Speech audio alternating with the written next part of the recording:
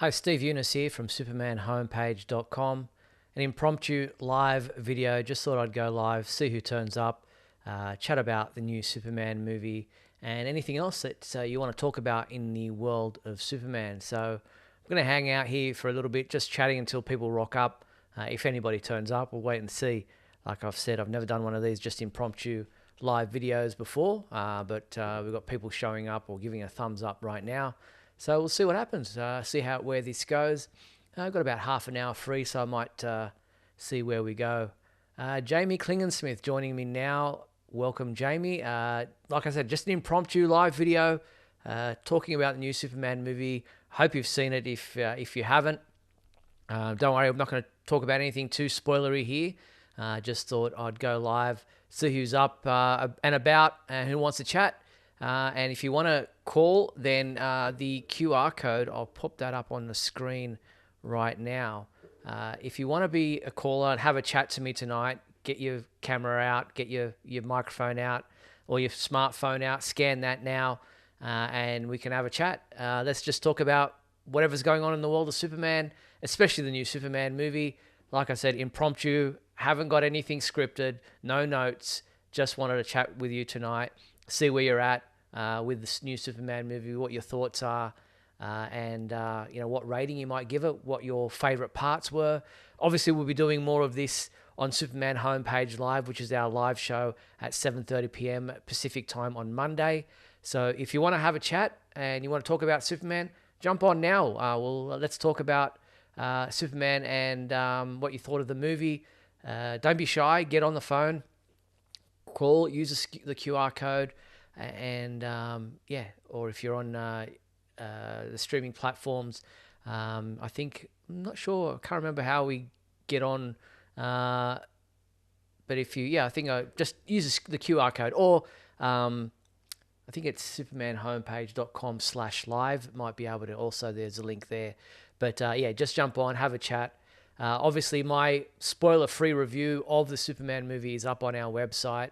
And I'm just going to move this QR code to the right here, so that's out of the way. Now let's move it this side. Spoiler-free review up on supermanhomepage.com, and talking about my thoughts on the film, different aspects of it. I'm going again to see it this afternoon, taking my mum to see it with me.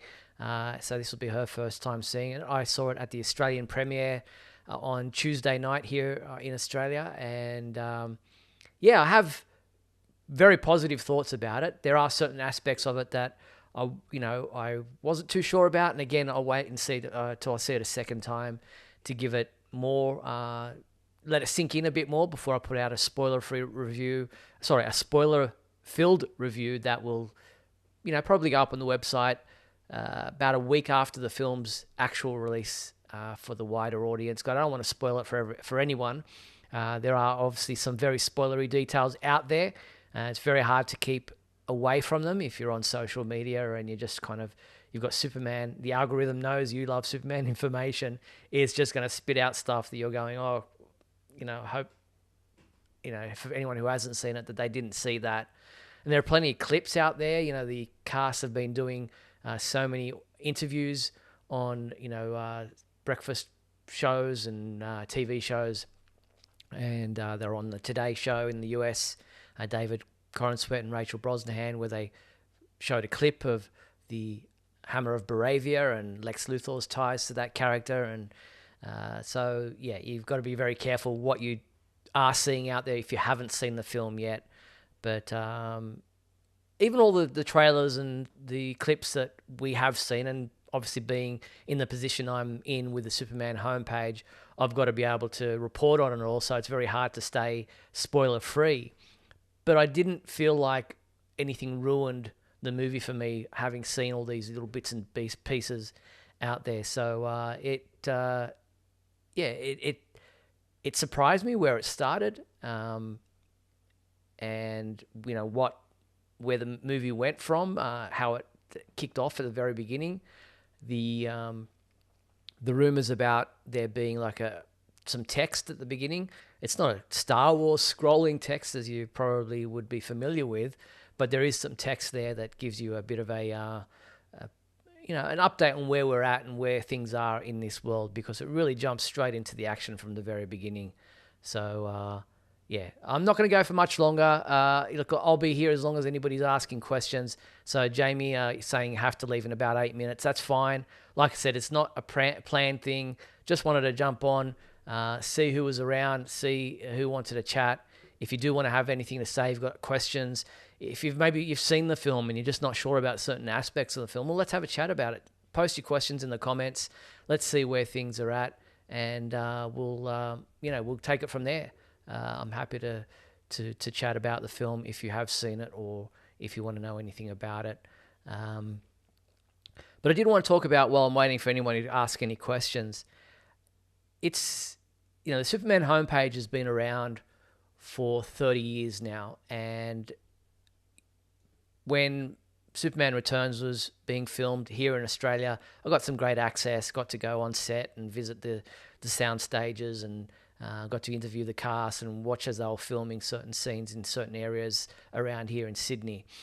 And then when Man of Steel came out in 2013, I was invited to New York to attend the world premiere, and even got to go to the after party where I was rubbing shoulders with some of the celebrities and the director and some of the cast and crew, and that was phenomenal. That was like eye-opening.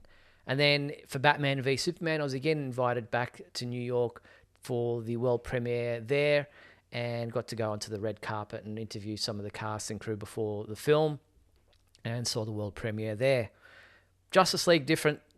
Understand it's not specifically a Superman movie, and so didn't get any access to the world premiere or anything there. That was, obviously a different type of film. But here, for this new Superman movie, the Superman homepage is still considered the #1 Superman fan site in the world, and we still rank very highly. And we've got 110,000 subscribers on our YouTube channel, and large followings across all social media. But I'm realizing, and I didn't get invited to the world premiere in LA for this new movie, although I did get invited to the Australian premiere, but there weren't any cast members or any celebrities there. Obviously, they were in pretty much the same time over in LA, attending the world premiere over there. So I was disappointed that we didn't get an invite, and even at the Australian premiere, there were kind of preferential treatment was given to these influencers. Now, social media is obviously a big thing. I didn't see any actual normal, like when I say normal, TV or newspaper or radio personalities who cover movie reviews and things like that on television, on radio, attending the Australian premiere. It was all very much online influencers or online personalities. Some of them I knew and recognized, and some of them recognized me, but others I had no idea who they were, but yet they were given preferential treatment to attending this premiere and got into a separate line to go onto the red carpet and what have you, and take photos and do their little video reels or what have you in front of the murals and displays that they had there. And then the rest of us were, about 20 minutes, half an hour later, able to get on and do our thing as well. But so I'm realizing, we are the OG, if you like, but for me, that's pretty much stands for old guy. I'm no longer in my 20s and 30s, and social media, I'm not a, massive influencer on social media, on TikTok or anything like that. So it's kind of an interesting perspective to be now at this point where Superman fans know who we are and consider us to be, a great resource for Superman information. But the studios, Warner Brothers, DC Studios, they're looking at the social media side of things, people who have huge Instagram followings and TikTok followings. And it starts, it makes me wonder, what do we need to do to be able to jump on that bandwagon? I mean, we're already there. We're on Instagram. We're on Twitter or X. We're on Facebook. We're on TikTok. We're on Blue Sky, Threads, Pinterest, obviously YouTube. So we're across all of them. We've got accounts and great followings across all of them. So do we need a younger face to the brand? Do we need to bring in some young blood to do some trendy things across social media? Interested to hear what you think. Obviously, you guys who are following and even just tuning in now and spending this time with me are followers of the Superman homepage and supporters of our website and our different social media platforms and accounts. But you're also probably following other social media personalities on Superman. So I'd love to hear what your thoughts are in regards to where you think the Superman homepage could be better in getting across some of those social media platforms, or some of the things we could be doing to broaden our horizons as far as, getting new audiences or younger audiences. Michael Bailey, Mark Lax, and I obviously do the live show every week, and the three of us are, old guys. We're not necessarily young hipsters anymore, and while we have a wealth of knowledge between us about the world of Superman and consider ourselves experts in that area, and fans want to hear what we had to say, I want to kind of flip the script a little bit and hear what you have to say in regards to that. So where do you think we should go on the social media side of things to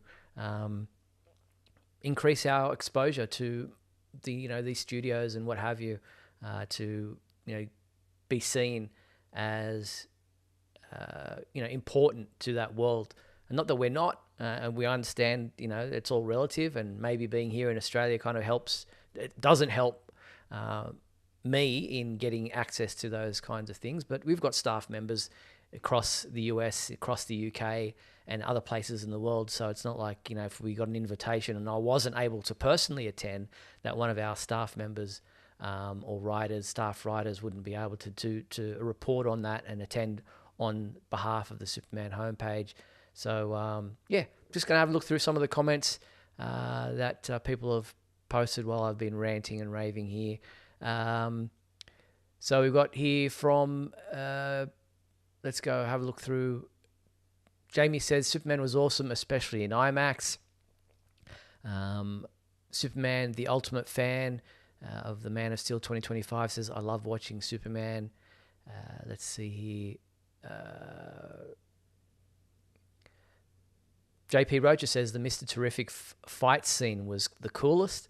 Glad you enjoyed that part. I thought all the characters got a really good even kind of spotlight without taking it away from Superman. That was one of the takeaways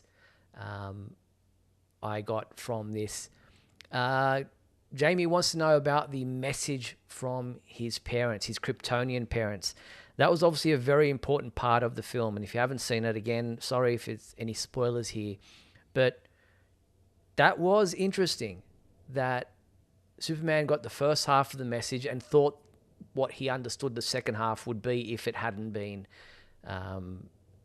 corrupted, and he couldn't hear the second half of the message. But when it was finally decrypted, and I believe the decryption was correct, because in the movie they go to pains to say that the second half of the message was authenticated and so was true.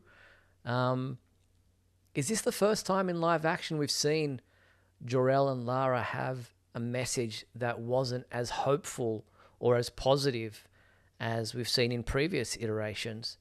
Probably. I know there have been stories in the comic books and such where they weren't necessarily altruistic, not necessarily evil in some ways, because as far as Kryptonians would be concerned, Earthlings would be inferior in many ways to the Krypton culture and Kryptonians themselves. So I can understand in some ways that angle, but it was a shock, not just to Superman, because he was obviously brought up by Martha and Jonathan in a different way and has different feelings towards what he should be doing with his powers. But yeah, that was a twist. And an interesting one. I don't necessarily like seeing Jor-El and Lara portrayed in a way that doesn't have them in line with what the Kents are like.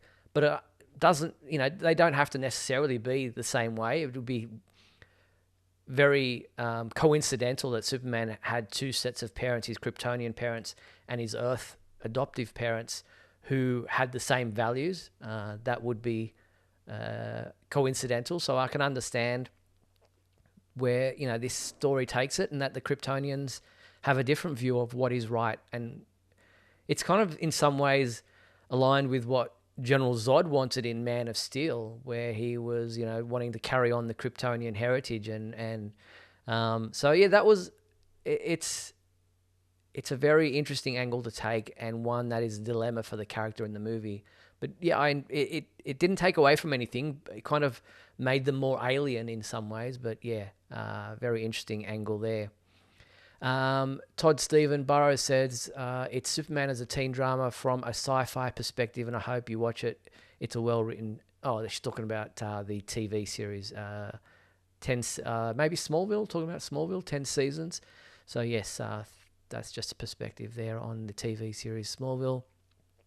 Cloned Avenger says, really ended up enjoying Superman despite the flaws. Guy Gardner, Mr. Terrific were awesome. Would be interested to hear what flaws you thought there were, Cloned Avenger, because obviously it's not a perfect film.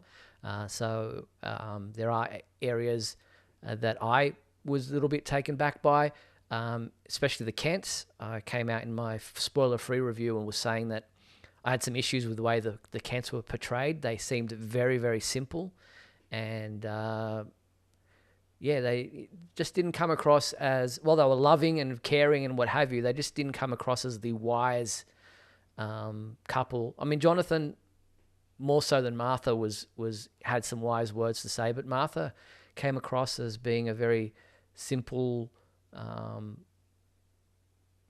country bumpkin in some ways. She didn't have much substance to her. She seemed very superficial, but I'd love to hear your thoughts on what you thought of the Kents. Super hippie man saying it could benefit you more to get a YouTube coach than to just young blood. Yeah, fair enough. I'm not sure what a YouTube coach could teach me, but I'd be open to any ideas.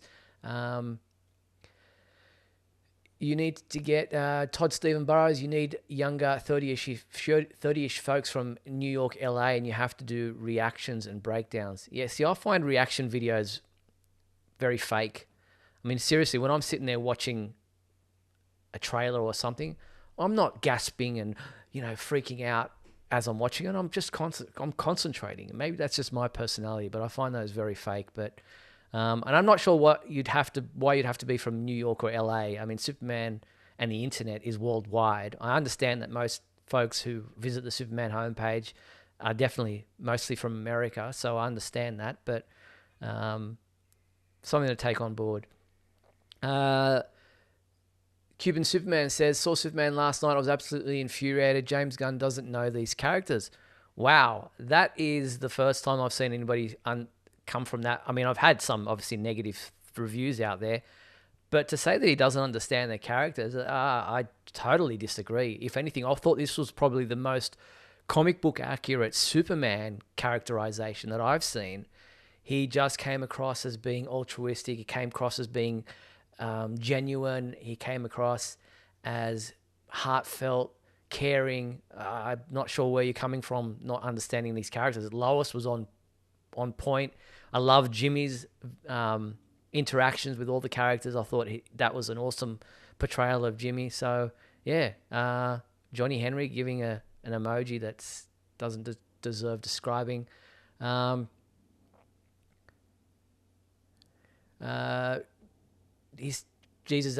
Cuban Superman saying about the decrypting of the alien message. It's not that hard to decipher, especially, it's a comic book world, don't forget. This is a comic book movie. They have technology where Lex Luthor is able to have boom tube type situations where he can create, portals from one place to another. It's a sci-fi film.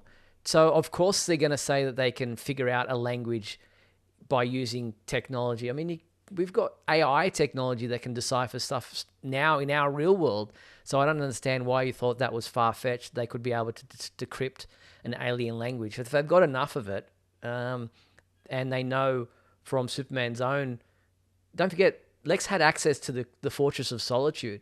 So he was able to get the message from the Fortress of Solitude itself, the technology there, to get the first half of the message and hear what that was. And Superman himself had it heard to, played back to him in English. So if they had that message and they had it in English, and they'd easily be able to decipher the rest of it after unlocking what it was and fixing it up. Was Ultraman played by a former Superman actor? Again, sorry, but that was David Corenswet. I don't want to give. It's just, I've just said it now, but it's him. He's doing dual roles. Yeah. JP Rocha reminds me that yes, Smallville had a negative message from Jor-El. That's correct. Obviously voiced by Terrence Stamp in that TV series. Smallville did have a negative message from Jor-El about his plans for Kal-El's trip to Earth. So, yes, well remembered there. JP Roach is saying that he loved the Kents. They represent the average American. Fair enough. I can understand that as well. And, yeah, wait and see what anybody else thinks. But that was some of the thoughts. NTR Prizing, it says, the darker Jor-El reminds me of John Byrne's approach to Krypton from the 1980s. Yeah, in the Byrne revamp of the reboot of the comic books, it took that colder Kryptonian message, and that they had a different perspective on things than we do here on Earth. So I understand where it came from. It was just a shock, not a bad shock, but Cuban Superman obviously has some very negative thoughts about this film and things should never have happened. Well, a lot of people thought that about Man of Steel with Superman breaking Zod's neck. So you're never going to get a perfect film, and it's never going to be what everybody wants. I gave this like a 4 out of 5 or 8 out of 10, whatever way you want to go with the rating system. And that was my perspective on it. There were certain elements of it that I did or didn't like. My wife saw it with me, and she was confused by some of the characters. Not being a DC Comics fan, had never heard of Mr. Terrific, or obviously she'd seen Hawkgirl from some of the Justice League cartoons and what have you. Didn't know who Mr. Terrific was. Metamorpho was a complete shock to her. Didn't know who that was or what he was capable of doing. So if you're not a comic book fan and you don't know some of these characters, it can be probably confusing for some of the audience members. But I think they do enough of a good enough job of explaining who they are and giving you an insight into who they are, that you don't need to have too much of a background knowledge about who these characters are or have read a comic book. But if you have read comic books, then you're probably going to go in and have more of an appreciation for it, because you're going to know these characters and have seen them before in the comic book stories and even some of the animated series and things like that have been where these characters have appeared in. Cloned Avenger says, my theater was packed and so many Superman shirts representing. That's fantastic to hear. Mike Oliver says, I saw it last night. It was great. I'll watch it again a few times. Glad that you enjoyed it. Jamie Klingensmith saying, loved Metamorpho and Baby Joey. I thought that was really well done. The emotional connection for Metamorpho there and why he did what he did because of Joey was well done. And for me, I felt like Krypto nearly stole the show. I thought it was really well handled. When I first saw the trailers for this film and saw that Krypto was in it, I was like, oh, not sure about that. Is that going a little bit too silly? But he was so well handled in this film that I really enjoyed the way Krypto was portrayed and what he had, the role that he played in this film. Anthony Grimer saying, looking forward to watching this tonight at IMAX in Melbourne. 2D or 3D? Good question, Anthony. James Gunn recommends seeing it in 3D, but definitely seeing it in IMAX is another way to go. But it depends on whether you're a fan of 3D or not. There are obviously elements to the movie that would do well and pop well in 3D. I mean, I think that whole Superman punching that Luthor Raptor dude where his teeth come out and hit the camera screen, if you like, or the movie screen, would probably be definitely something you'd see in 3D, looking pretty fantastic. Some people don't like 3D because it gives them headaches and what have you. But if you have the opportunity, see it in both. It would be definitely an experience seeing in 3D. I have only seen it in 2D and on pretty big screens, but not IMAX as yet. But yeah, it would be interested to see what fans think of the 3D version of this movie. Jamie saying Crypto beating up on Lex was an awesome scene. There were a lot of great Crypto scenes, and the audience really loved Crypto, and there were a lot of great reactions in our movie theatre when I saw it with the people at the Australian premiere reacting at certain one-liners, some of the quips, and some of Crypto's actions. So JP Rocha saying he saw it in IMAX, but on Sunday has tickets for 3D. So yeah, JP, let us know on Monday night when we do the live show what the 3D version of the film was like. Anthony saying watching it tonight in 2D, and then 3D with the family on Saturday. So yeah, I'd love to hear your thoughts, Anthony, on the comparisons and which you preferred after the fact. Let's see. How you start off? Lots of characters, I don't know everything about them, maybe leads to people reading comics. Yeah, Cloned Avenger makes a good point that the way that they've started this new DC universe just leaves so many threads open to us that we can, go into the broader universe of films and TV shows and animated shows that they're going to be doing that will tie in together without being too tight. That there is room for some leverage there, and they'll be able to then expand on some of these new characters and give them their own stories that they can expand on. Obviously, we know that there's a Green Lantern movie coming along, and that Nathan Fillion will reprise his role as Guy Gardner in that. And I thought the Justice Gang in this was pretty well done, both funny and serious moments. Guy Gardner is obviously the comedic element of the trio, but I thought they all had really good plot points and action sequences. Green Lantern using his ring to obviously fight off some of those tanks and things that we've seen in the trailer, and then Hawkgirl, having a fight sequence of her own, and then Mr. Terrific and him and Lois, their parts together. There were, like I said, every character got enough screen time to warrant them being there without overshadowing Superman. So, yeah, it was really cool to see all that. Any characters I didn't get, I feel like were kind of tacked on or thrown in there just for the sake of name dropping. Ron Troop and Cat Grant really didn't get a lot to do in this. They were there and they had lines, but they really weren't essential to the movie. Perry White, in some ways, along that same line, but he had more involvement, and there was some great sequences with Perry White, but Cat Grant and Ron Troop really didn't have much involvement at all, other than some conversations with Lois and some of the other Daily Planet staff members. Steve Lombard had a bit more to do than they did, and was a pretty cool character in this film.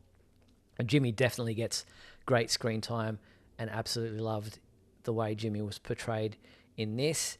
And then there were a lot of kind of Easter eggs in there, street names and things of the comic book writers and artists that were, if you're a sharp-eyed, you would have spotted those, and some of the Big Belly Burger and those kinds of things in the background. Will Reeves cameo, obviously the son of the late great Christopher Reeve, is really well done and just nicely fitted in there, and it doesn't necessarily take you out. Like, people wouldn't necessarily know it was him if they don't know who he is, but those who do obviously would think that was an awesome part. So yeah, really, Jimmy and Eve. Jamie in the comments is talking about Jimmy and Eve's relationship. That is a very key part to the film, and the way Eve Tessmacher is portrayed in this, she gets a little bit of redemption, which is good because she comes off as a real ditz in the start of the film. But as JP Roach says Eve was the smartest of them all. Yeah, definitely worth watching the film again to just kind of see that as we go along, now that we know how things pan out. Jamie Sang gives this a 8 out of 10 stars. I'm along the same line. Definitely 4 out of 5, 8 out of 10 for me. All right, well, if we don't have any more questions, I might wrap this up. Like I said, just very impromptu, giving my thoughts on not just the movie, but where things are at on the Superman homepage surrounding the film and the access and what have you that we've gotten. I know that Mark Lax is seeing it tomorrow or next night. Michael Bailey's already seen it, and I'm seeing it again for the second time this evening. So we'll definitely have plenty to talk about when we get together on Monday night for Superman Homepage Live. Again, that it takes place Monday night, 7:30 p.m. Pacific time, which is 10:30 p.m. Eastern time in the US. If you're in Australia like me, it's 12:30 p.m. on a Tuesday. So I hope you guys and girls can tune in to be with us when we get together on Monday night to talk about the film in detail. We won't be holding anything back when we get to that. We'll definitely be breaking apart all the spoiler details in that live show that we do on Monday night. Will be completely dedicated to the new Superman movie, with the three of us discussing all the ins and outs. So I'm looking forward to chatting with you again and sharing your thoughts on the new Superman movie when we return on Monday night, 7:30 p.m. Pacific time. For now, I'm Steve Eunice. Thanks for joining me in this impromptu live broadcast. Hope you enjoyed that. I will chat to you on Monday night, 7:30 p.m. Pacific time, Tuesday afternoon for me. Until then, I'm Steve Eunice from supermanhomepage.com. See ya.